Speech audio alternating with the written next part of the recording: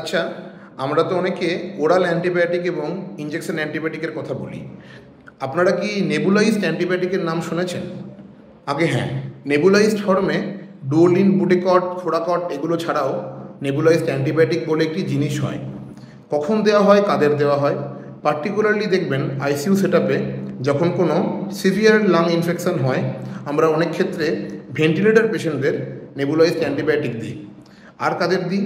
ব্রঙ্কিয়েকটেসিস, chronic bronchitis, যাদের দেখতে পাই যে কফের মধ্যে একটি এমন জীবাণু যেটি নেবুলাইজড অ্যান্টিবায়োটিক দিলে হয়তো বেশি ভালো রিলিফ হবে, সেক্ষেত্রে কিন্তু আমরা নেবুলাইজড অ্যান্টিবায়োটিক ইউজ করি। নেবুলাইজড অ্যান্টিবায়োটিকের মাধ্যমে অ্যামিক্যাসিন, জেন্টামিসিন, টোব্রামাইসিন, কলিস্টিন জাতীয় ওষুধগুলো ইউজ করা হয় এবং এগুলোর বিবিধ অ্যাডভান্টেজেস। ডিসঅ্যাডভান্টেজ অনেক কম, কারণ যেহেতু নেবুলাইজড ফর্মে দেওয়া হচ্ছে, কনসেন্ট্রেশনটা অনেকটা কম হয়ে যাচ্ছে এবং কিডনির ওপর বা লিভারের ওপর কোনো চাপ পড়ছে না। তাই নেবুলাইজড অ্যান্টিবায়োটিক কিন্তু আমরা ইউজ করতে পারি, তবে বাড়িতে দিতে পারি একমাত্র under supervision by a health care worker বা ডক্টরের প্রেসক্রিপশন দিয়ে। কখনো কিন্তু নিজেরা নিজেদের মতো করে out of the box prescription কিন্তু করবেন না। ধন্যবাদ।